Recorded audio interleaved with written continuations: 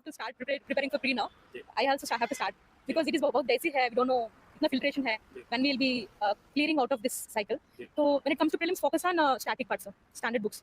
जो Polity Lakshmikant है, Vivek Singh for economy. सबको पता है मतलब standard books. Then you have to do current affairs thoroughly. And previous year's questions बहुत major role play करता है. Because to clear prelims, you should have a strategy, sir. Like एक common sense होना चाहिए. Even though you read a lot, you should have a common sense to clear prelims. That's what I believe in. To be frank, I have not even given single mock for prelims this year. Directly जो exam लिखा है वही है. That is my first and last like mock.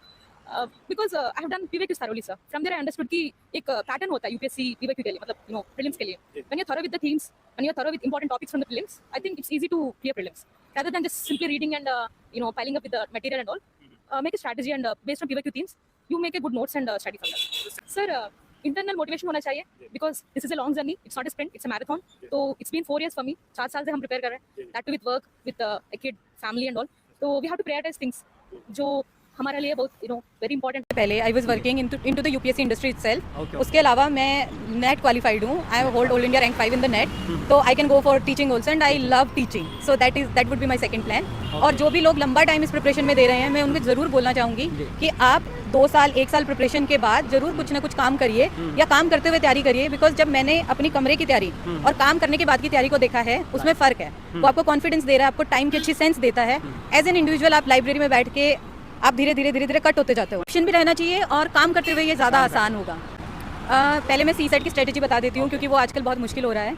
मेरा भी एक बार नहीं हुआ था तो आई नो क्या चेंज करने की ज़रूरत पड़ी. मैथ थोड़ा डिफिकल्ट आने लगा है तो मेरी स्ट्रेटेजी ये थी कि मैं पहले इंग्लिश अटैम्प्ट करूँगी.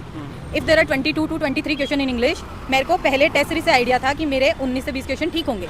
जब 19 से 20 क्वेश्चन ठीक होने के बाद I am near to 50 marks, then I will go to maths and I will just choose those question जो आसान है, जिनका आंसर निकालना ईजी है और जो हर कोई कर सकता है, rather than getting depressed by seeing कि बहुत डिफिकल्ट क्वेश्चन पूछे जा रहे हैं CSET में. GS में मेरी स्ट्रेटेजी ये रहती है कि इतने टाइम में मुझे अपनी एक्यूरेसी पता है. जब मैं 50 क्वेश्चन वो अटैम्प्ट करती हूँ जिसमें मैं 100% श्योर हूँ, मुझे पता है कि मेरे इसमें 8 के अराउंड गलत होंगे, तो मैं उसके बेस पे आगे रिस्क लेती हूँ. और मोस्टली मेरा हमेशा अटेम्प्टेशन 85 to 90 के बीच में ही रहता है. 85 to 90 question. Yes, I am not a right person to answer this question because it was my 6th attempt. तो इससे पहले मैंने एक पूरी टेस्ट सीरीज करी हुई है, एक कोचिंग की पूरी टेस्ट सीरीज मैंने सॉल्व करी थी कोविड के टाइम में. उसके बाद I got the idea how to handle the